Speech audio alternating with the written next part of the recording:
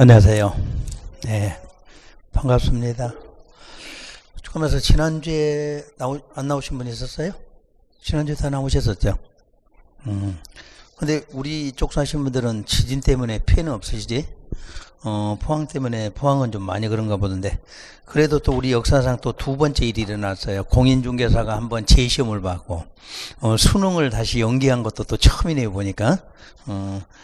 혹시 수능 보는 사람 있어요? 집에? 있어? 애들이 힘들 거야, 아마 그게. 볼 때도 그냥 좋아해요? 근데 이제 이런 걸 우리도 마찬가지거든. 공인중개사 시험 볼 때, 야, 일주일만 더 했으면 하고 할 때가 있거든. 그래서 어떻게 또 변수가 되기도 하겠죠, 오늘은. 자, 이제 오늘 여러분들이 다시 처음으로 다시 이제 공법에 대해서 입문 과정 돌아왔기 때문에, 우리 이제 지난번에 했던 거 무시하고 다시 한번 처음부터 정리를 한번 해볼게요.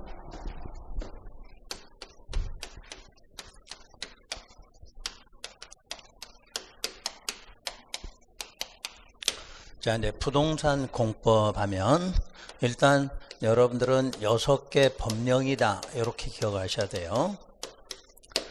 부동산 공법은 시험 과목인데 여러분들은 6개 법령을 합해서 이름을 부동산 공법이다 이렇게 이름을 붙여준 거고, 자, 우리 항상 이 공법을 공부하실 때는 용어 하나씩 단어를 끊어서 해석하는 거, 그거부터 처음부터 시작하시면 돼요.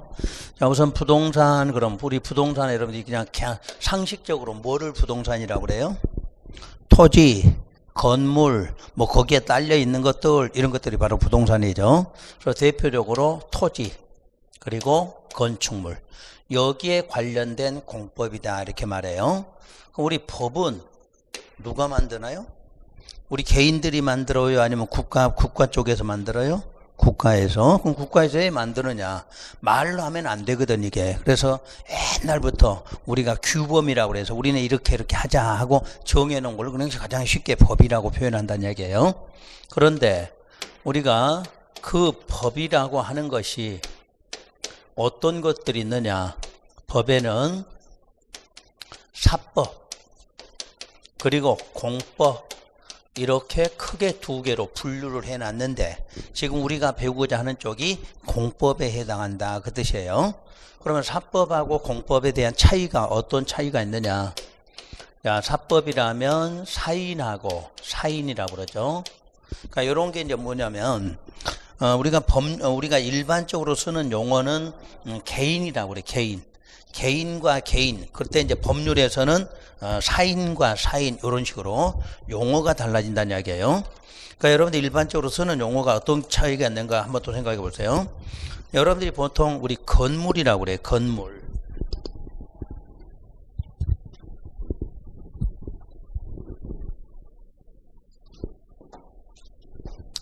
보통 우리는 건물 그러죠. 법률에서는 뭐라고 하냐면 건축물 이렇게 돼 있어. 그러니까 우리가 그냥 쓰는 용어하고 우리 법률적인 용어가 그런 차이예요. 그러니까 우리가 사인과 사인, 그 말은 우리 개인과 개인 간에 법률 관계를 규율했다 이럴 때 사법이다 이렇게 말해. 그런데 이 사법은 항상 수평적 관계라고 그러죠. 누가 더 높고 낮은 게 아니라 서로 동등한 위치에서 법률적으로 해결하기 위해서 만들어진 것은 사법이다 이렇게 말해요. 자, 그럼 공법은 이제 국가하고 사인 간에 자, 요런 형태예요. 이제 한쪽으로만 가는 방식이야. 서로 간에 하는 게 아니라 국가가 위에 있고 사인이 아래쪽에 있는 수직적 관계. 그래서 항상 일방적이고 강제적인 방식, 요걸 공법이다 이렇게 말해요. 개인과 개인 간의 수평적인 관계로 서로 간의 법률 관계가 유지되면은 사법, 국가하고 우리 사인 간의 수직적, 항상 위에서 일방적이고 강제적으로 이렇게 하는 것을 공법 이렇게 말해요. 그러면 이제 사법이라는 것은 뭐를 우선하느냐? 사익 우선이라고 그래. 개개인의 이익을 우선하기 위해서 만든 법은 사법이다 이렇게 말하고, 자, 요거는 공익우선 이렇게 돼 있어. 공익을 우선한다. 자, 공익이라면 공공의 이익을, 서로 간의 이익을 우선하기 위해서 만든 것은 공법이다. 그러면 이제 사법이다, 공법이라는 용어는 이제 아실 거야. 이제 사인과 사인이냐, 국가하고 사인이냐, 요거냐. 그 다음에 개인의 이익을 우선하느냐, 공익을 우선하느냐. 자, 우리 대표적인 법률에는 여러분 우리 시험 과목에 있는 뭐가 있나요? 민법. 이게 가장 대표적인 법률이야, 민법이. 그리고 우리 법 중에서는 가장 근간이 되는 게 뭐라고 그래? 민법이라고 그래. 그래, 여러분들이 앞으로 모든 법률 공부를 할 때는 항상 뭐가? 민법이 기본이 되면 모든 법은 다 할 수 있게 돼 있어. 그러니까 모든 법 중에 가장 법의 근간, 그걸 뭐라고 그래? 민법. 이게 대표적인 사법이라고 그래요. 그리고 상법. 이런 것들이 사법에 해당한다, 이렇게 돼 있죠. 자, 그럼 공익의 우선이 되는 공법에는 항상 뭐가 있느냐? 헌법. 이게 대표적인 공법이라고 그러죠. 우리가 예전에 뭐 헌법이라는 용어는 그렇게 많이 쓰질 않았는데 작년부터 이 헌법이라는 용어를 많이 쓰게 돼서 작년부터. 그래서 이 헌법이라는 법률이 항상 대표적인 공법이다. 그리고 행정법. 행정에 관한 모든 내용을 다 규제하고 있는 것이 행정법이다 그래. 자, 그리고 우리가 형법이라는 말 들어보셨지? 뭐 여기 적히지 않더라도 대표적으로 이런 것들은 공법에 속한다, 이렇게 말해요. 그래서 항상 이제 사법 공법에서 공법이라는 그 개념만 이제 이해하시면 되겠고, 오늘 이제 중요한 거는 앞으로 우리가 이 국가라는 말은 공법 시간에는 행정청이다, 이렇게 사용을 해요. 행정청. 그 다음에 사인이다 그러면 일반 국민이다. 그래서 이제 오늘부터 공법, 그러면 누구하고 누구의 관계? 행정청과 일반 국민의 관계를 법으로 만들어 놓은 것을 공법이다, 그냥 이렇게 해석하시면 돼. 자, 오늘 여러분들이 배우는 거는 시험하고는 상관이 없어. 우리 공부하기 위해서 가장 기초적인 용어를 배우는 거니까 우리 시험에 이렇게 나오고 이러진 않아요. 그러니까 일단 요런 관계를 공법이라 한다, 이렇게 하시고, 오늘 여러분이 좀 신경을 쓰셔야 될 것은 바로 이 행정청이야. 이건 시험에는 안 나오는데 공부할 때는 꼭 필요해. 공부할 때는. 우리가 이게 이해가 안 되면 공부하는 게 굉장히 여러분들이 까다롭거든. 그래서 행정청 개념을 다시 한번 해볼게요. 앞으로 행정청, 그러면 행정청이라는 것은 크게 보면 국가가 있고 그리고 지방이라는 게 있다, 이렇게 되어 있어. 근데 이 국가라는 것은 항상 중앙 쪽으로 구분을 하죠. 국가하면 중앙행정기관이다, 이렇게 말해. 이름은 국가인데 국가를 대신하는 것이 중앙행정기관이다, 이렇게 말해요. 요거는 뭐냐면 무슨 부 이렇게 나와. 자, 국토교통부, 외교통상부, 농림축산식품부, 이런 것들, 해양수산부, 그런 것들이 중앙행정기관 이렇게 돼 있어. 그러니까 국가는 혼자 못하니까 국가는 각 부서별로 자기가 하는 일을 정해놓고 그 부서를 중앙행정기관. 그리고 이제 뒤에다 이렇게 장이라고 썼을 때, 요때부터는 무슨 장관들 이렇게 되는 거죠. 그 부의 장이니까 장관이야, 여기는. 이때 이 장관 중에서 공법상의 주무장관은 국토교통부 장관, 이렇게 말하죠. 앞으로 주무장관, 그 말은 그 법률에서 가장 많이 나오는 장관의 이름, 그걸 주무장관이라고 그래. 그러니까 앞으로 공법 시간에는 무조건 장관 이름이 써질 때 누구로 써져 있다? 국토교통부 장관. 이 사람이 공법의 주무장관, 이렇게 말해요. 자, 그러면 이것도 이제 줄여서 부를 때는 국토부 장관 그러면 돼. 그러니까 줄여서 앞으로 오늘부터는 그냥 국토부 장관 이러시면 우리에게 국가를 대신하는 거구나, 이렇게 아시면 돼요. 자, 그 다음 여러분들이 공부를 하시다 보면은 중앙자는 알았는데 요 앞에가, 중앙자 앞에가 관계라는 말이 들어가는 경우가 있어. 관계 중앙행정기관장이다, 이렇게 써지면 요건 누구를 말하느냐면 국토부 장관, 그 국토부 장관을 제외한 장관, 이럴 때는 여러 명을 한꺼번에 쓸 수가 없거든. 자, 우리가 장관 15명 있는데 그 장관 이름을 한 명씩 다 쓸 수가 없어. 그럴 때는 뭐라고 그래? 관계 중앙행정기관.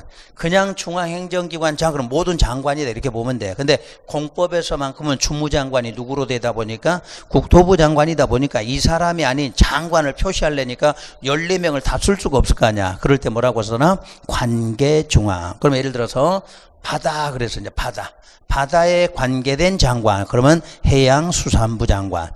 외교통상, 외교관은 문제. 그럼 외교에 관계된 장관 누구? 외교통상부 이런 식으로. 그래서 중앙자는 모든 장관이란 뜻이고 관계자가 들어가면 누구는 빼고 국토부 장관은 빼고 다른 장관을 지칭할 때는 관계 이 말을 써준다 이렇게 알고 계시면 되고. 이제 지방 쪽에 오면 지방 쪽에는 광역이라는 게 있고 기초라는 게 있죠. 자, 여기서 지방의 행정청은 여러분이 쉽게 선거로 뽑는 사람. 여러분이 이제 내년에 선거가 있어, 지방선거가. 그때 그 지방선거로 뽑을 수 있는 사람을 행정청이라고 그래. 그럼 뽑을 때 광역이 있고 기초가 있다고 그래. 우리 선거할 때 색깔이 다르잖아, 투표 용지가. 그게 광역 뽑는 거, 기초 뽑는 거 이렇게 달라진다는 이야기예요. 그래서 광역은 광역자치단체라고 그러지. 광역자치단체. 그럼 광역자치단체는 어디를 말하냐면 시도를 말해. 시도. 자, 뒤에다 장자 붙인다. 그러면 누구다? 장자 붙이면 시도지사다 이렇게 말해. 그러니까 결국 장관 밑에 있는 행정청이 누구다? 시도지사 이렇게 말하죠. 자, 이때 이 시도지사라는 사람이 몇 사람을 시도지사라 이렇게 부르냐면, 자, 우선 서울특별시장, 그리고 광역시장이라는 게 있죠. 특별시장, 광역시장, 그리고 도지사. 요게 대표적인 시도지사예요. 항상 우리가 앞으로 이 도지사 앞에 시 그러면 누구다? 특별시, 광역시야. 특별시장, 광역시장. 그걸 합해서 시도지사 이렇게 불러요.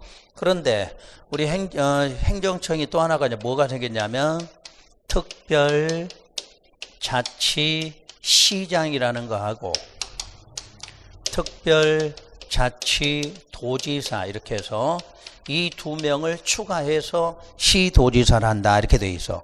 그래서 요거는 여러분들이 특별자치시장이란 세종시장. 자, 여기는 누구다?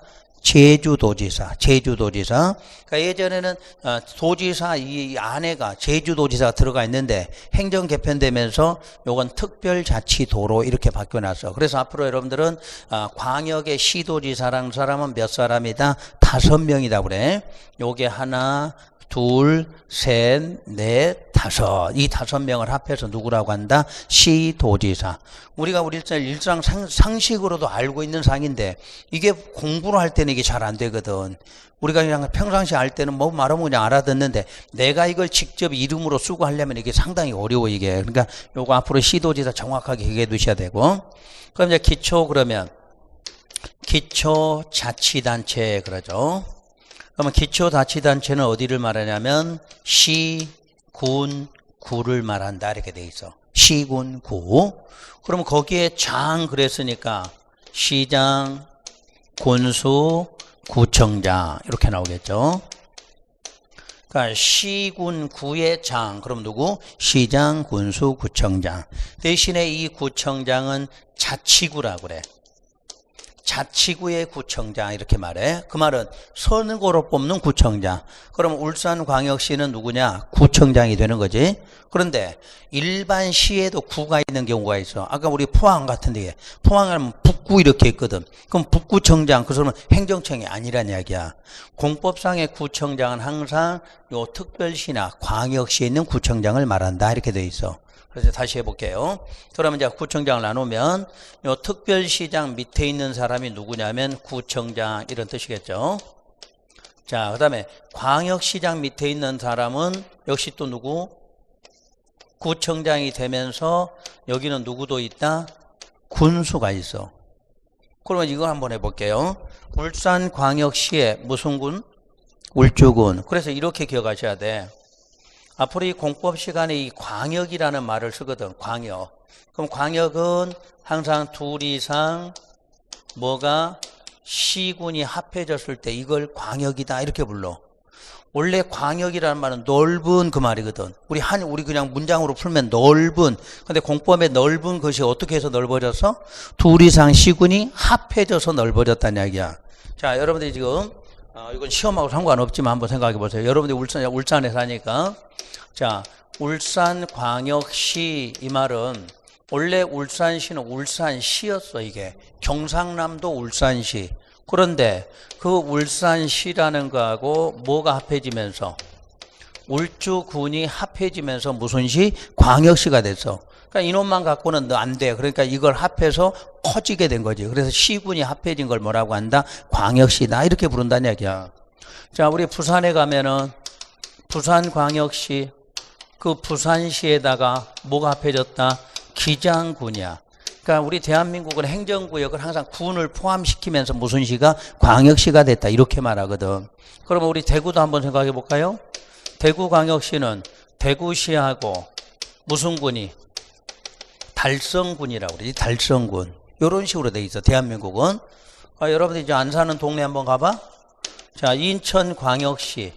그러면 인천시에다가 여기는 군이 한 개가 아니라 두 개나 들어갔지? 무슨 군? 혹시 우리 강화군 들어보셨지? 또 옹진군이라고 들어보셨지? 요걸 합해서 인천광역시가 된 거거든. 그러면 대전광역시? 그럼 대전은 어떻게 돼? 대전시하다 유성군이 있어. 유성군. 옛날에. 지금은 유성군이 아니라 뭐로? 유성구로 승격이 이름이 바뀌었지 이제. 자, 마지막 대한민국의 광주광역시가 있어. 광주광역시. 역시 광주시에다가 광산군이라고 그래. 이 광산군이 합해지면서 광주광역시. 지금 광산군도 광산 뭐라 그래? 구라고 그래. 그러니까 이렇게 해서 만들어진 게 무슨 시? 광역시. 이렇게 돼 있어. 그러니까 오늘 이 시간부터 여러분들은 광역 그 말은 하나가 아니라 몇 이상? 둘 이상 시군이 합해졌다. 그럴 때 뭐라고 한다? 광역이다. 이렇게 이해하시면 돼. 그게 올해도 시험에서 광역 문제가 몇 개? 두 문제나 나왔어 시험에서. 그 정도로 이 광역이라는 개념이 중요해. 자, 울산시 하나만 갖고는 모든 일이 해결이 안 돼. 그러니까 울산시도 우리가 지금 울산에서 저기 포항까지 고속도로 낸 게 뭐예요? 그것도 광역이야. 하나가 아니라 어디에? 둘 이상 시군에 걸쳐져 있잖아. 그때는 광역시설 이렇게 말해. 그러니까 행정구역은 광역시. 자, 시설이 만들 때는 광역시설 이렇게. 항상 몇 이상이? 둘 이상 시군이 걸쳐져 있다, 합해졌다, 이런 식은 광역이다. 이렇게 해석하시면 돼요. 그게 이제 광역 개념이야. 그래서 광역시만큼 항상 누가 있다? 군수라는 게 따로 있다. 이렇게 보시죠. 근데 우리가 이제 읽을 때는 이거 읽지는 않아. 읽지는 않고 포함됐다. 이 정도 말고 가시면 되지. 자, 그리고 이제 여러분들 이 도지사라는 거 밑에, 도지사 밑에는 항상 누구? 시장, 그리고 군수라는 것이 행정청의 마지막 단계야. 항상 도지사 밑에 누구 있다? 시장, 군수. 반대로 시장, 군수의 상급 기관 그러면 누구? 도지사 이렇게 나와야 돼. 항상. 그래서 지금 시장, 군수, 구청장 합해서 요 기초자치단체장, 시장, 군수, 구청장 이렇게 말해. 미리서 할 테니까 요것도 세 개를 합해서 시도지사처럼 이렇게 줄여서 부를 때는 시장 등 그러면 돼. 그러니까 혹시라도 시장 등 그러면 3명 합해서 시장 등. 이 법률이라는 것은 이런 등자 개념을 많이 써. 워낙 내용이 많으니까 몇 개 써놓고 등 그 말은 그 외에도 많이 있다 이렇게 표현해요. 그런 게 이제 법률 공부할 때 용어 개념이야. 자, 그럼 마지막으로 특별자치시장, 세종시 밑에는 하급기관 없죠. 제주도에도 없어. 근데 간혹가다 혼동하신 게 있어. 제주도에 가면 무슨 시가 있나요? 제주시하고 서귀포시라는 게 있기는 있어 이게. 그런데 행정청은 아니다 그 뜻이야. 이것도 임명한다는 이야기지. 선거로 뽑질 않아. 오로지 선거로 누구만? 제주도지사만 선거로 뽑는 거지. 그럼 이 사람이 요 2명을 임명하는 거야. 그러니까 임명받은 사람은 행정청이다 아니다? 아니다 이렇게 돼 있어. 그래서 여러분들이 요 3단계를 앞으로 우리가 행정청 이렇게 쓰는 거예요. 그러니까 이게 정확하게 이해가 되셔야 돼. 그래야 책을 읽어도 쉽게 구분이 되지. 시험에는 안 나와. 시험에는 이거 갖고 누구냐 이런 식으로 묻진 않는데 공부를 하다 보면 매번 써지는 게 아까 공법은 누구하고 누구다. 행정청, 일반 국민당. 그러니까 맨날 누가 어떻게 한다 이렇게 써져 있거든. 근데 그걸 애우려고 하지는 마시고 요것만 정확하게 이해만 해두시면 돼. 자, 그럼 정리 다시 하면 앞으로 행정청은 국가를 대신해서 누가 나와? 중앙행정기관. 그러면 장관 있는 부서고 거기에 장자 붙으면 장관을 지칭할 때 쓰는 용어고 그때 이제 공법에서는 그 장관의 이름을 누구로 써놓는다? 국토부 장관이다 이렇게 써놓으면 되죠. 자, 지방 쪽에 가면 이제 광역, 기초 이거는 알 필요는 없어. 우리는 바로 이거로 나오니까. 자, 장관 밑에는 누가 있다? 시도지사. 그러면 시도지사란 총 몇 사람? 5명. 특별시장, 서울특별시장, 광역시 6개, 그리고 도가 있죠. 경상남도, 경상북도 이런 도지사, 그리고 세종시, 제주도. 세종시와 제주도에도 별도로 따로 있다 이렇게 보시면 되고, 그 밑에 있는 시도지사 밑에가 바로 누구냐면 시장, 군수, 구청장이다 해서 특별광역시장 밑에가 구청장, 도지사 밑에는 시장, 군수, 그리고 세종시나 제주도는 행정청이 없다 이렇게 보시면 돼요. 그 다음에 이제 이 시장이 있는데 이 시장에서 구분해야 될 시장이 하나 있다 이렇게 돼 있어. 바로 대도시 시장이다 이런 말을 써. 대도시 시장. 그 시가 인구가 50만 이상, 50만 이상의 시, 그럴 때는 그 시를 대도시, 그리고 거기 시장은 대도시 시장이다 이렇게 말해. 경상남도 쪽에 2개가 있어. 창원시, 김해시, 거기 2개가 대도시야.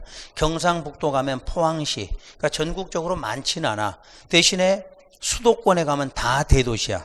서울 옆에 있는 시들은 대부분 다 50만 넘어가. 그런데 요 지방에 오면은 도마다 1개 아니면 2개밖에 없어. 그래서 여러분이 가까이 있는 것은 포항시가 대도시, 그다음에 김해시, 그리고 창원시, 그 정도만 기억하시면 돼. 그거는 대도시다 이렇게 따로 분류를 하죠. 자, 그러면 여기까지는 이해가 되셨을 거야 지금. 그러면 이제 우리는 시험에 가면 요거 쓰지를 않아. 요거를 전부 묶어서 이제 쓰고 있어 이렇게. 요걸 묶어서 부를 때 뭐라고 부르냐면 지방 자치단체 장이다 이렇게 쓰는 거야. 지방자치단체 장. 그래서 시험에서 여러분 이제 지문에 여러분 체계가 지방자치단체장 그러면 누구누구 요 시도지사, 시장 등 요 사람들을 다 합해서 부를 때 뭐라고 한다? 지방자치단체장이다 그래. 우리 이거 줄여서 뭐라고 그래요? 요렇게 있잖아. 지자체장. 우리 뉴스 같은 데 보면 지자체장들 뭐 협의한다, 뭐 만났다 이런 말 하잖아. 그때 요걸 말해. 그러니까 중앙에는 국가는 장관들이 대신하고 지방 쪽에는 시도지사, 그 다음에 누구? 시장구수, 구청장. 그러니까 요거 다 한꺼번에 부를 때는 누구라고 부른다? 지자체장이라고 한다. 그러면 이 사람 몽땅 다 포함해서 말한다 이런 뜻이 되겠죠. 그러니까 이게 뭐 외우는 건 아니고 그렇게 하고 우리가 일상생활에 쓰는 용어들이거든. 그러니까 이렇게 자꾸 하고 이런 과정은 오늘 한번 끝나는 게 아니야. 내년 3월까지는 해. 내년 3월까지는 이거 반복해. 그래도 우리 시험장 갈 때까지도 이게 구분 못 하신 분도 많아. 근데 구분을 못하면 공부하는 게 어려워. 이게 뭐 시험에 이걸로 나오지는 않아도 우리 공부하는 데 어려움이 있으니까 될 수 있으면 좀 이해해서. 자, 우리 법률 공부할 때는 외우려고 하시면 안 돼. 순서 이렇게 하면 자꾸 머릿속으로 이해를 하려고 하는 게 공부지. 저거 달랑달랑 외운다고 공부되는 거 아니니까 처음부터 공부하실 때 외운다 이러지 마시라는 이야기야. 그냥 그 과정 이해만 해주면 돼. 뭐 적고 외운다 이러지 마시고. 자, 그러면 요게 이제 다시 와서 공법이란 누구하고 누구? 저 행정청하고 행정청이 아닌 사람 모두 일반 국민, 그 사람 간의 관계가 공법이다 이렇게 말해요. 그럼 우리가 한국토지주택공사, 그럼 거기는 행정청이다, 일반 국민이다? 일반 국민이야. 이게 세 개만이 누구라고 그래? 행정청이라고 그래. 그러니까 한국토지주택공사, 우리 원자력이니까 한국수자원공사 그러잖아. 그런 것들은 전부 행정청이 아니야. 그냥 일반 국민에 포함한다 이렇게 돼 있어. 그래서 행정청은 저기 써져 있는 3개, 크게 보면 2개, 중앙하고 국가하고 지방하고 그 2개를 전부 뭐라고 한다? 행정청이라 한다 이렇게 보시면 돼요. 자, 그럼 다시 부동산. 그럼 부동산에도 다시 사법이 있고 부동산에도 공법이 있다 이렇게 된 거지. 그래서 우리가 배우는 게 부동산 뭐야? 공법. 부동산도 사법이 있고 공법이 있다 이렇게 돼 있어. 그러면 사법이라면 우리 이제 이름 바꿔서 개인들이 우리 부동산을 소유하고 이용하고 개발하고 뭐 또 처분해. 근데 이때 자유를 보장해 준다 이렇게 해놨어. 그러니까 법률적으로는 이렇게 써져. 가장 쉬운 말로 말하면 여러분들이 부동산을 갖고 있던 이용하든 개발하든 여러분들 마음대로 할 수 있다. 그게 뭐다? 사법이야. 여러분 쉽게 마음대로 할 수 있는 것은 사법이다. 이렇게 표현해. 그러면 공법이라는 것은 똑같아, 내용 자체가. 그런데 거기까지를 행정청이 뭐하는 방식? 개입하는 방식이야. 여러분 마음대로 하라고 맡겨놓은 게 아니라 누가? 행정청이 개입한다 그랬어. 그러면 개입하겠다 그러면 간섭하는 거지. 간섭하니까 결국 뭐를 제한해? 여러분이 갖고 있는 권리를 제한을 하게 된다 이렇게 말해. 그러니까 부동산을 하나 소유하고 이용하고 개발하고 처분한다, 팔아먹는 거야. 그런데도 누가? 행정청이 하지 말아라, 하라, 아니면 이렇게 하라 하고 개입해서 여러분의 사건을 제한하는 것이 공법이다 이렇게 돼 있어. 그러면 그렇게 해야 될 이유가 뭐냐는 이야기지. 이렇게 개입해서 사건을 제한하는 목적은 공공복리의 증진이다 이렇게 나서 이게 공법의 목적이라고 그래. 공공복리. 혹시 여러분 이제 공공복리 대신에 공공 뭐라고 그래? 복지라는 말 같은 말이야. 공공복리, 공공복지 같은 말이야. 많이 들어보셨지? 언제 많이 나와 이게? 선거철 되면 나오잖아. 선거철 되면 나온 사람마다 뭐 공공복지 어떻게 해주겠다. 나는 뭐 연금 얼마씩 지급하겠다. 이런 것들이 바로 공공복리라고 그래. 그럼 이 말이 여러분이 해석하려면 어떤 뜻이냐면 넓게 크게 잘 한번 해볼게요. 여기 지금 5명이 있어. 그러면 5명한테 공평하게 이익이 다 돌아가도록 한다. 그게 공공복리야. 그러면 울산광역시는 어떻게 돼? 울산광역 시민 전부에게 공통적으로 이익을 준다. 그럴 때 뭐라고 그래? 공공복리. 그럼 대한민국은 어떻게 돼? 대한민국 사람 모두에게 공공복리 증진, 그 말은 똑같은 이익이 가게 한다 그 말이야. 그러니까 예를 들어 대통령 선거할 때 나는 65세 이상 되는 나라 사람들한테는 매달 15만 원씩 지급하겠다. 그게 뭐야? 공공복지야. 뜻하셨죠? 공공복리라는 말. 이거는 한 사람이 아니라 어떤 구성원이 있으면 구성원한테 똑같은 이익을 배분해 주는 거, 공통적으로 주는 이익들, 그런 걸 뭐라고 그래? 공공복지. 그러니까 대한민국 사람 전부 다 똑같이 이익을 받도록 하기 위해서 무슨 법이 필요하다? 부동산 공법이 필요하다는 얘기야. 만약에 이게 없으면 있는 사람은 어떻게 돼? 계속 더 돈 버는 거, 없는 사람은 계속 힘들어져. 근데 이렇게 만들어도 지금 편파에서 우리가 지금 두 가지로 나눠지는데, 그래서 법률로는 될 수 있으면 어느 한쪽으로 치우치지 않도록 여러 사람이 이익을 갖도록 하기 위해서 법으로 정하겠다 하는 걸 뭐라고 그래? 부동산 공법 그래. 이렇게 한번 예를 들어봐요. 이 지역을 개발한다 이렇게 생각해 보세요. 개발한다 그러면 땅값이 올라가요, 내려가요? 올라가죠. 예.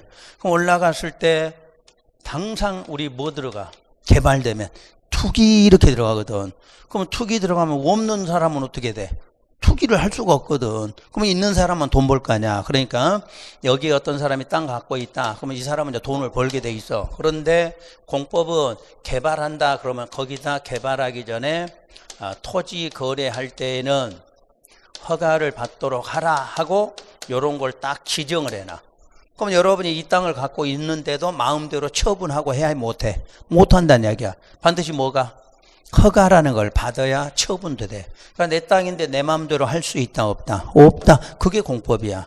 그러니까 공법은 어디가 개발되려면 반드시 거기 규제를 하게 돼 있어. 무슨 구역 지정하든가 뭐 할 때마다 어떻게 하라 하고 규제를 해놔. 그러니까 여러분이 사건이 제한받고 그럼으로써 뭐가 증진돼? 공공복리 증진한다. 이걸 공법이다 이렇게 말해요. 그러면 이제 우리 배우는 과목의 이름은 아셨지? 이제 법 중에서 사법도 있고 공법이 있는데 어디 법? 공법이고, 부동산에도 사법도 있고 공법도 있는데 그 중에 또 뭐다? 공법이다 이렇게 돼 있다는 얘기예요.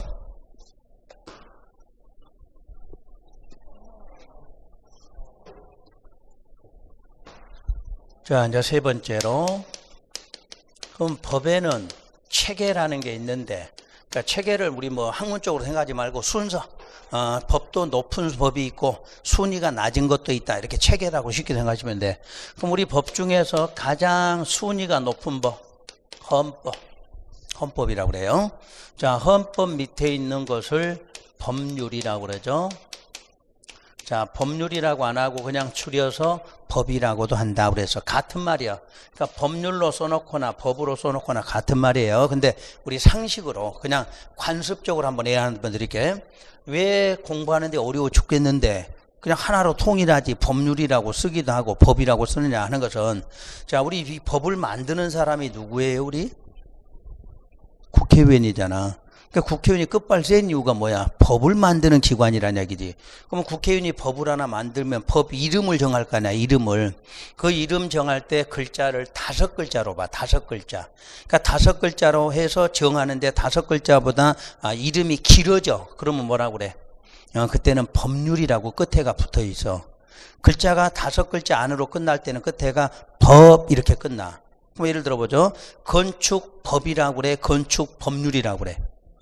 건축법 이런다는 얘기야. 그러면 국토의 계획 및 이용에 관한 법이라고 그래, 법률이라고 그래. 뭔지는 몰라도 5글자 넘어가잖아. 그때는 끝에가 법률. 5글자 안에서 끝나면 법 그렇게 해야 돼. 아셨지? 이제 그게 관습이라고 그래. 근데 이제 예외가 있다는 이야기지. 5글자가 넘어가는데도 법으로 끝나는 게 한두 개 예외는 있어요. 왜? 국회의원이 잘못한 건지 보좌관이 올라갈 때 율자를 뺀 건지를 모르지만 하여튼 문제는 되진 않아. 그런 예외는 하나씩 있어. 그러니까 오늘 혹시 집에 가서 물어봐, 남편들한테.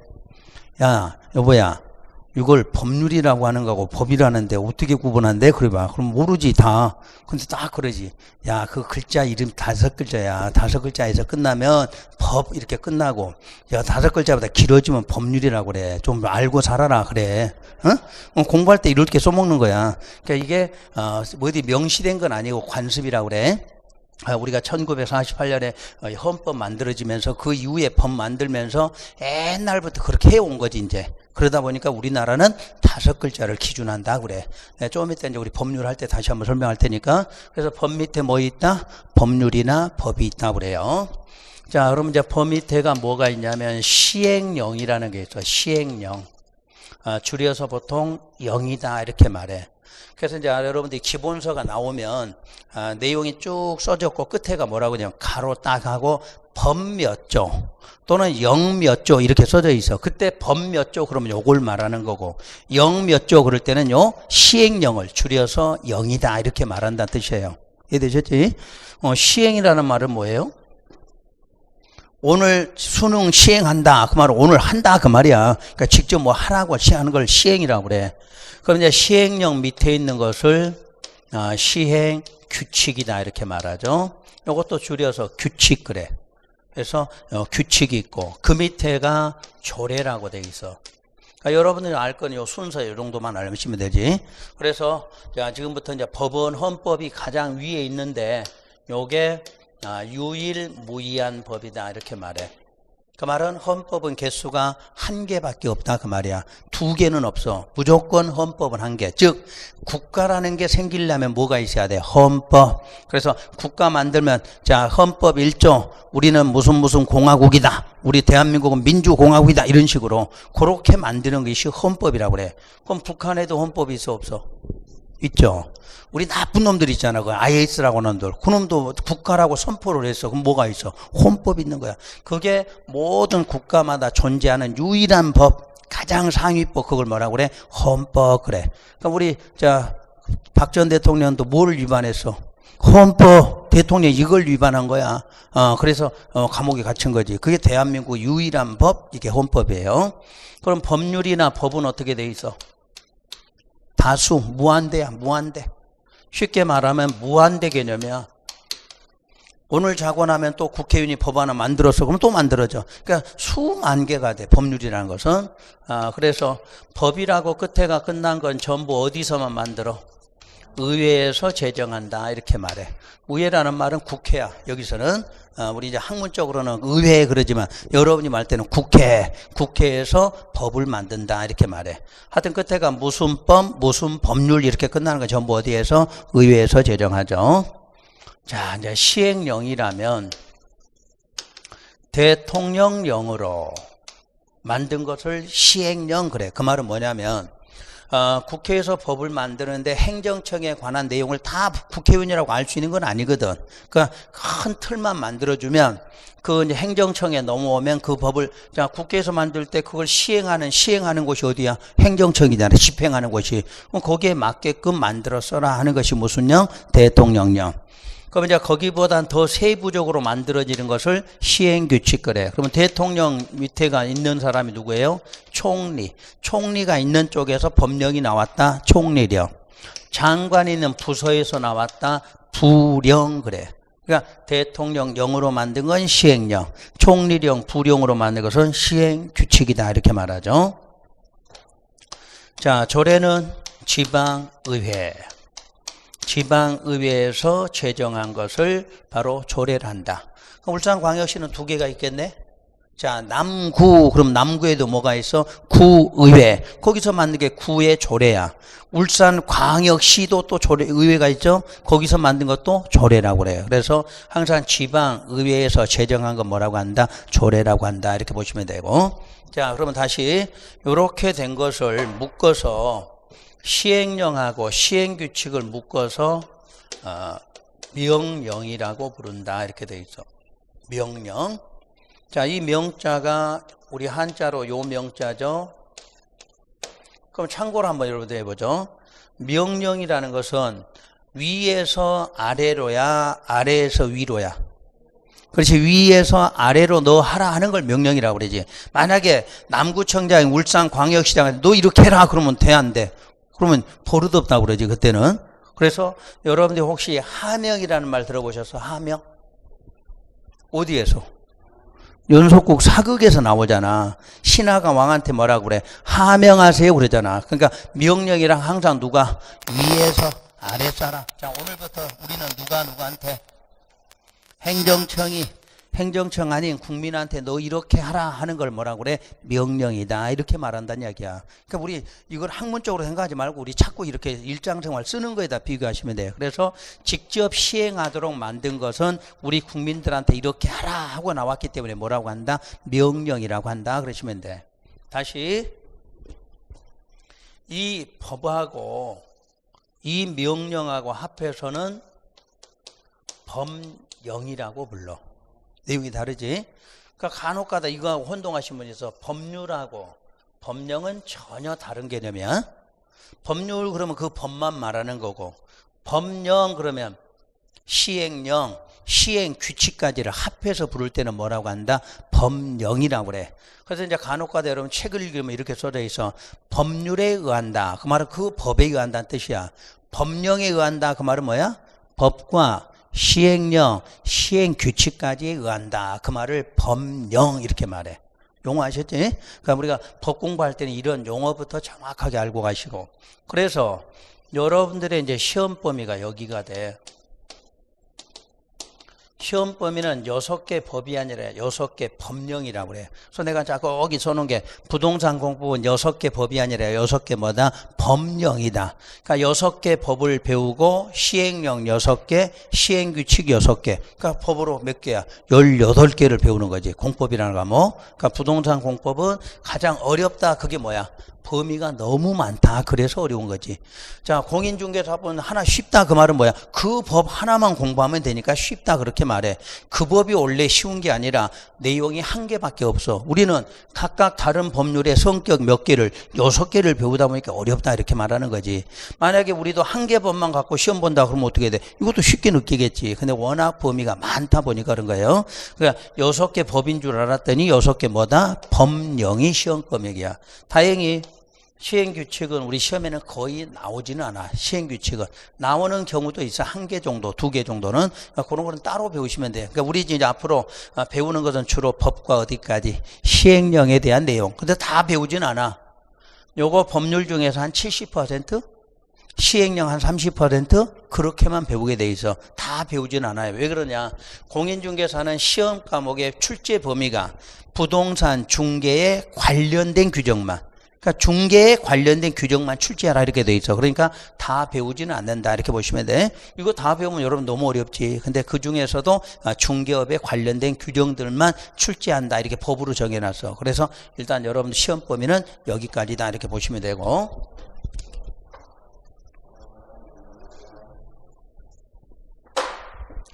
자, 네 번째로. 자, 그럼 이제 오늘 이제 진짜 배우는 것은 부동산 공법이란 실제로 이게 어디서 나왔냐면 토지 공법에서 나왔다. 이렇게 보시면 돼요. 자, 이 부동산 공법은 아까 배운 대로 하면 6개 법령이죠. 그러면 토지 공법 하면 수백 개가 넘어. 그러니까 그 중에 시험을 보려니까 수백 개로 여러분 시험 볼 수가 없어. 그래서 거기에 있는 몇 개, 6개 뽑아서 시험 보는 게 부동산 공법이라는 이름이 된 거지. 원래 학문적으로는 부동산 공법이라는 건 없고 무슨 공법? 토지 공법. 공인중개사가 시험 제도 들어오면서 그 중을 다 몇백 개를 볼 수가 없으니까 필요한 게 몇 개만 뽑아서 봤어. 맨 처음에 1회 때는 몇 개를 봤을까? 9개 법이었어. 9개 법. 그러다가 이제 조정하고 하다 보니까 현재가 6개가 된 거지.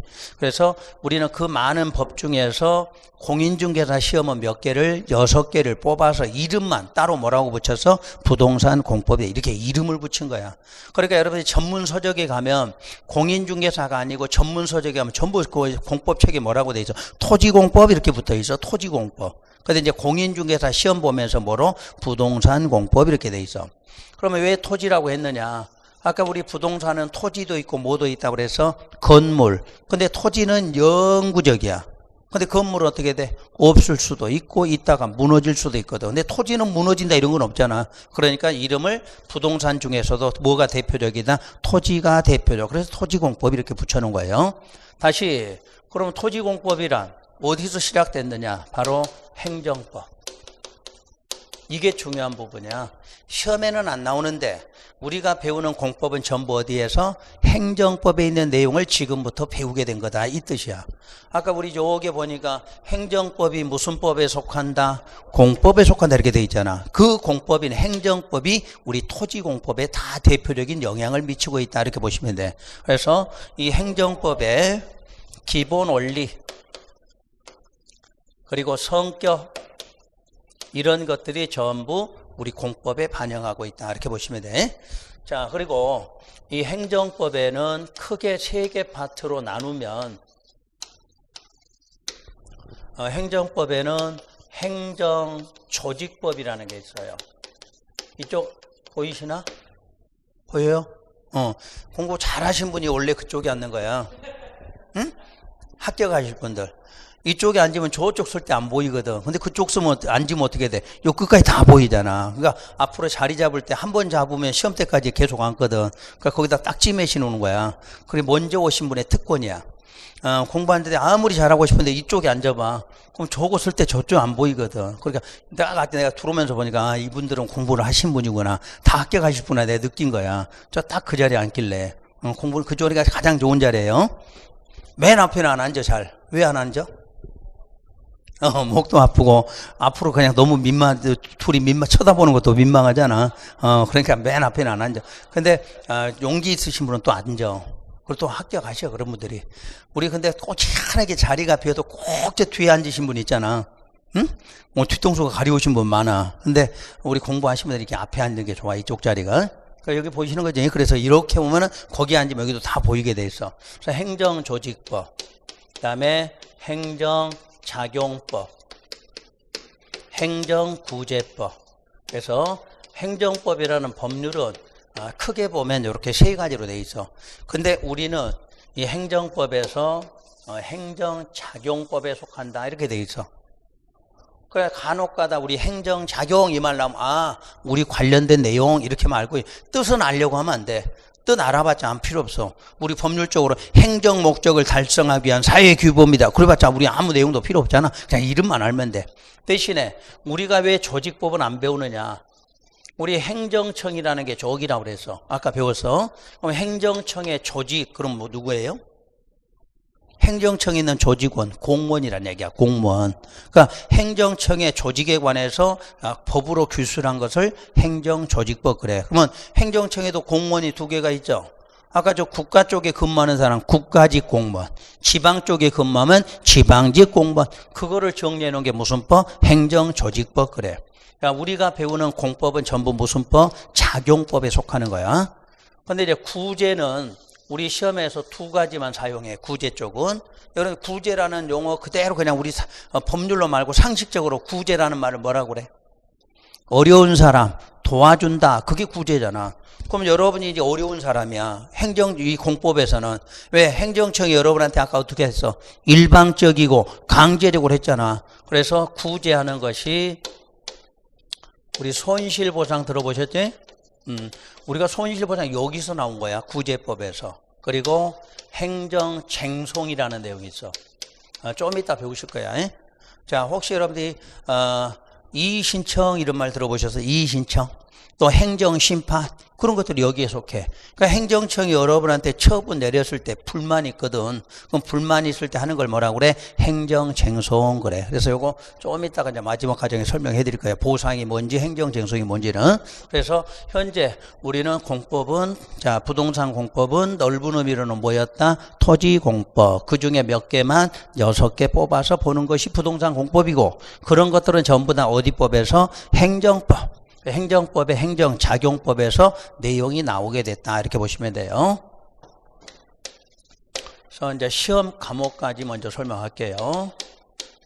과연 6개 법이 시험 과목으로는 몇 개가 있느냐. 바로 6개. 국토의 계획 및 이용에 관한 법이라고 끝나야 돼? 법률이라고 끝나야 돼? 법률 이렇게 끝난다는 이야기야. 이름 붙일 때. 그러니까 5글자가 넘어가면 법률로 5글자로 끝날 때는 법으로 이렇게 됐다고 여러분 상식적으로 알고 계시면 돼. 그럼 이것도 너무 길거든. 그럼 이제 법에서는 문장이 길 때 법의 이름을 줄여서 말한다. 그럴 때 약칭 그래. 법을 줄여서 약칭한다 그래. 그럼 약칭하면 전부 5개로 줄여서 말해. 5개. 그때 뭐라고 부르냐면 국토, 계획, 법 이렇게 불러. 원래 뜻은 법률인데 5개로 줄였으니까 뭐라고 해? 법으로 끝나야 되잖아. 그래서 국토계획법 이렇게 말해. 그러니까 오늘부터는 다 읽지 마시고 이제 뭐라고 불러? 국토계획법이 여러분들 첫 번째 시험 과목이다. 이렇게 보시면 돼. 그럼 이것도 원래의 뜻을 알면 돼. 국토라는 말은 전국의 토지야. 그 전국의 토지를 줄여서 국토라고 그래. 다시 말하면 한자야, 한자.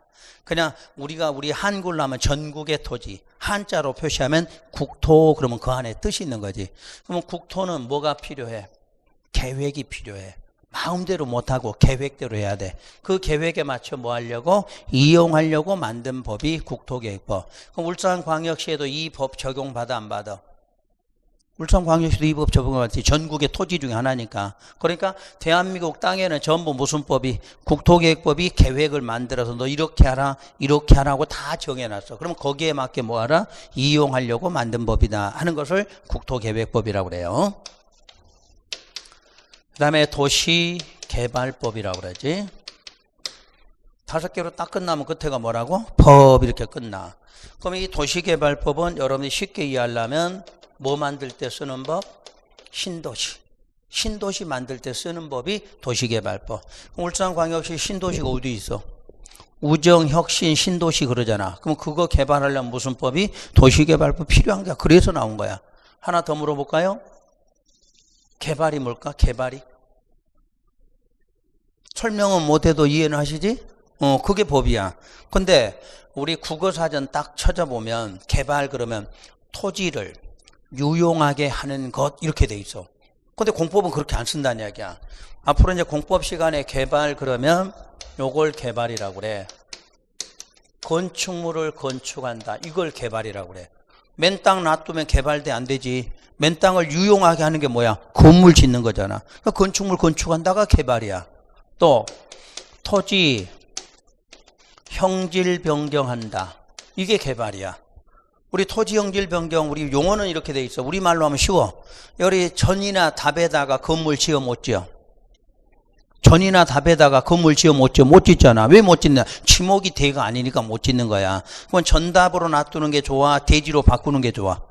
대지로 바꾸면 땅값이 올라가잖아. 그걸 형질 변경이라는 거야. 그러니까 토지 형질 변경은 대표적으로 건물을 지을 수 없는 땅이 있는데 그 땅을 뭐로? 대지로 바꾼다. 그걸 뭐라고 그래? 토지 형질 변경. 그러면 뭐야? 그게 개발이잖아. 토지가 유용하게 되는 거잖아.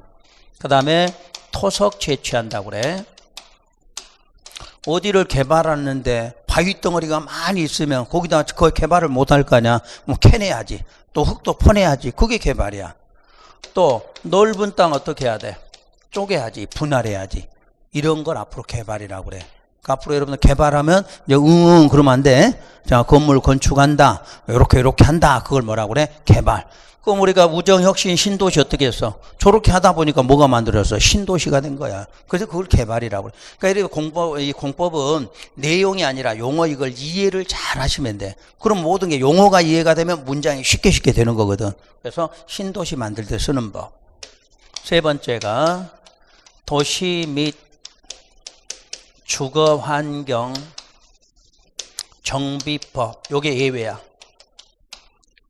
원래 이것도 법률로 끝나야 돼. 근데 왜 그런지 법으로 끝났어, 이게. 그래서 그렇다고 잘못됐다 이러지는 않아. 법은 공포되면 그냥 그대로 효력 있는 거니까. 자, 그럼 줄여야 되겠네. 이것도 5개로. 도시 정비법이라고 그래. 무조건 줄일 때는 대표적으로 몇 개로 5글자로 줄이게 돼 있어. 그래서 도시 정비법. 그럼 여러분 언제 정비 그러니까 정비가 여러분들 언제 정비한다고 그래? 자동차 뭐 정비한다 이런 말 하잖아. 없애는 게 아니라 있던 거를 좀 고쳐 쓰겠다는 것이 그게 정비야. 그래서 여러분 일상생활에서 우리 재개발한다, 뭐 재건축한다 이런 말 쓰시잖아. 이게 바로 정비야. 그러면 왜 이렇게 3개가 필요한가 보죠. 이제 전국의 땅은 계획에 의해서 뭐 됐어? 이용 개발이 되고 있어. 근데 그게 한계가 오면 어떻게 해야 돼? 넓혀야 되잖아? 그게 신도시야. 근데 또 넓힐 수 있는 것만은 아니거든. 그럼 기존 도시 활용을 다시 해야 돼. 그게 뭐야? 재개발, 재건축해서 다시 활용해 쓰겠다. 그걸 무슨 법? 도시정비법 이렇게 말. 그 우리 생활에 필요하거든. 여러분 공인중개사 합격하시면 맨 밑에다 우리 그 간판에다 뭐라고 써놔? 분양권 전문 써놓잖아. 분양권. 뭔지는 모르지만 써놨잖아. 여기서 나와. 분양권이라는 게. 입주권도 나와. 여기도 마찬가지지. 아파트 새로 지을 거 아니야. 아파트 새로 지으면 뭐 한다고 그래? 분양한다고 그럴 거 아니야. 그래서 분양권, 전매, 뭐 입주권, 전매하지 말아라. 이런 것을 배우는 것이 바로 공법이란 그 뜻이에요. 자, 4번째가 농지법이라고 있거든. 농지법. 농지는 아시지 뭐 기본적으로. 나중에 이제 농지는 배우시면 되니까. 자, 5번째가 건축법이라고 그래. 건축법. 그리고 주택법이라고 그래.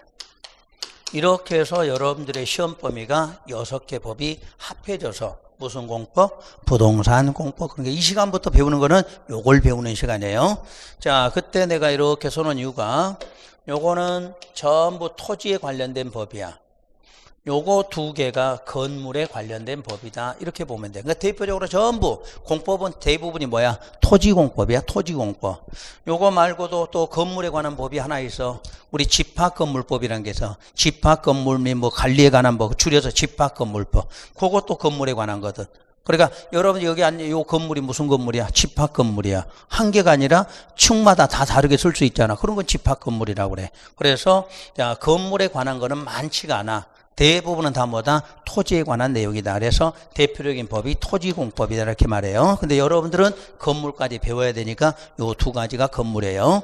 그러면 우리 건축법에서도 건물이라는 것은 29개의 용도라는 게 있어. 그럼 여기에도 뭐가 있어? 주택이 있거든. 주택이. 근데 이 주택하고 이 주택하고 차이가 뭐냐 그 뜻이야. 바로 30호나 30세대 요거 기준하는 거야. 우리 보통 우리 주택하면 단독 공동 그러잖아. 단독주택 공동주택. 단독주택은 단위 이름을 호라 그래. 우리는 아파트를 분양할 때 몇 세대 분양한다 이러잖아. 그러니까 공동주택은 세대라고 불러. 그때 이 30호 30세대 기준이 뭐냐면 요거 미만일 때는 건축법. 저거 이상일 때는 주택법으로 하라 이 말이야. 자, 바꿔서 여러분이 동네 가니까 우리 건축업자가 연립주택 같은 거 지었잖아. 그 연립주택 30호 넘어가는 것 같아? 미만인 것 같아? 미만이잖아. 미만이면 무슨 법? 건축법이 돼. 그러면 아파트는 30호 미만짜리 있어 없어? 없잖아. 그건 이상이잖아. 그때는 주택법으로 하라 이렇게 돼 있어. 그게 이제 왜 그런지는 나중에 배우시게 돼. 그러니까 지금부터 건축법과 주택법의 차이는 주택에 대해서 30호, 30세대 미만으로 할 때는 무슨 법으로? 건축법으로 하는 거야. 근데 우리 아파트 짓거나 이럴 때는 규모가 커질 거 아니야. 그럴 때는 무슨 법으로? 주택법으로 그래. 그럼 신도시 만들 때도 마찬가지네? 아파트 지을 때는 이 신도시 만들 때 무슨 법을 써야 돼? 주택법. 근데 우리 단독주택 택지 분양하잖아. 그래서 여러분들이 택지 분양 받았어. 그럼 단독 지을 거 아니야. 그때는 무슨 법으로? 건축법. 그러려고 두 개 법이 필요하다. 이렇게 나와. 요게 여러분들이 시험법이고. 그럼 이제 시험 과목의 문항수는 몇 개가 출제돼요? 40문항. 자, 지금부터 이제 그걸 배우시는 거야. 이 국토계획법이 그 40문항에 30% 내외로 출제한다 이렇게 돼 있어. 그럼 30% 내외니까 지금 현재 문항수 12문항이 출제된다 이렇게 돼 있어. 12문항이. 그 다음에 도시개발법하고 정비법을 합해서 또 30% 내외로 이렇게 써놨어. 그래서 각각 6문항씩 출제가 돼. 그러니까 요즘은 다 6문항. 옛날에는 여기가 7문항이 출제될 수도 있어. 그럼 여기는 반대로 5문항 이렇게 돼. 그게 뭐야? 내외야. 그러니까 더 나올 수도 있고 좀 덜 나올 수도 있다 그 말이야. 근데 이거는 여러분 법이다 보니까 혹시 문제가 생길 걸 대비해서 써놓은 거지. 딱 지금은 6개 출제돼. 이걸 또 잘 이해를 하셔야 돼. 이 내외라는 말은 2개 이렇게 나오는데 어렵고 쉽고 이걸 구분할 때 써. 이쪽이 어려우면 이건 좀 쉽게 내겠다. 요놈이 좀 어려우면 이건 어떻게 한다? 쉽게 내. 그런 뜻도 갖고 있어. 그러니까 공부하실 때도 마찬가지. 해년마다 어느 한쪽이 쉬우면 한쪽은 어려워. 올해는 요놈이 쉬웠거든. 그럼 이건 어떻게 돼? 어렵게 나오거든. 그렇게 돼 있어. 그게 내외일 때 쓰는 용어들이야. 그 다음 농지법. 요거 3개를 합해서 40% 내외 그래. 그럼 3개 합해서 30% 내니까 자, 몇 문항이냐면 16문항이 되겠지. 근데 16문항인데 농지법에서 2문항. 그 다음에 건축법 7문항, 주택법이 7문항. 이렇게 해서 16개가 출제가 돼. 그럼 여기도 마찬가지겠네. 특히 이 2개는 한쪽이 어려울 수도 있고 한쪽이 쉬울 수도 있겠네. 항상 그렇게 내. 그러니까 내외라는 말이 들어가는 법률들은 한 개가 어려우면 한 개는 들어간다. 쉽게 해준다. 그걸 쓰는 거야. 그러니까 그걸 알고 공부하시면 돼. 그래서 이렇게 출제됐는데 올해는 이쪽이 좀 쉽게 나왔어. 다른 때는 보통 8개에서 9개 정도가 나와야 돼. 여러분이 맞출 수 있는 게. 근데 올해는 이게 가장 쉽게 나왔어. 그리고 이쪽 4개, 이쪽 3개 이렇게 나왔어. 그러니까 항상 여기는 이제 좀 어려운 건 2개, 3개로 보시면 돼. 그래서 결론, 여러분들이 이쪽에서 대부분 6개 맞으면 돼. 어느 쪽을 합해서 6개. 그 다음에 농지법은 해년마다 무조건 1개는 맞아. 1개는. 그 다음 올해는 특징이 건축법이 3개를 맞고 주택법이 5개를 맞을 수 있어. 작년에가 좀 쉬웠어. 5개씩 맞을 수 있어서 올해는 건축법이 좀 어렵게 나왔죠. 그래서 이렇게 나와. 그러면 여러분이 실제로 시험장에 가면 맞추죠. 여러분이 보통 맞으라고 나오는 문제가 보통 27개에서 30개 사이에서 맞출 수 있게 나와. 근데 실제로 맞다 보면 여러분들이 몇 개를 맞아야 돼? 24문항을 맞았을 때 합격이거든. 근데 이거 꼭 안 맞아도 돼. 여러분들은 공부하시다 보면 20개에서 요 사이에 맞으시면 되는 거야.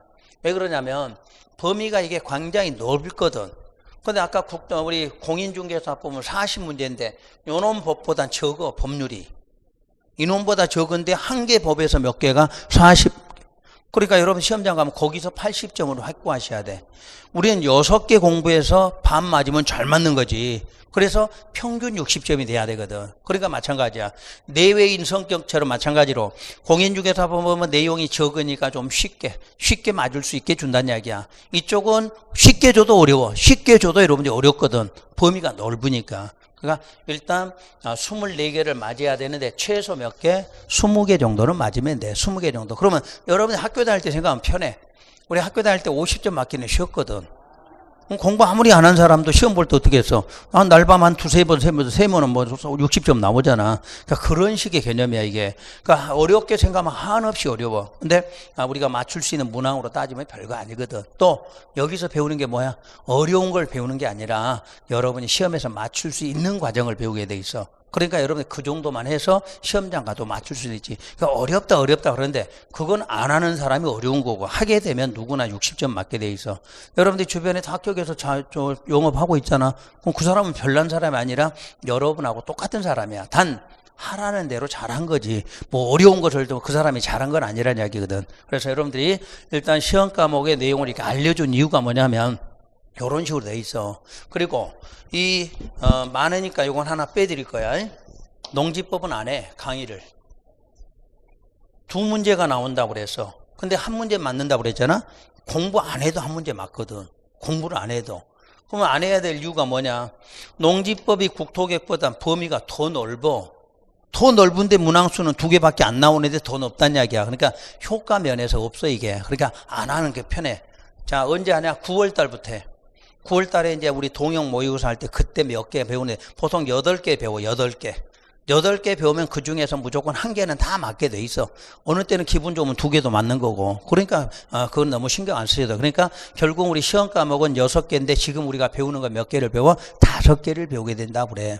그 대신에 공부할 때 요게 가장 중요한 법이야. 국토계획법이.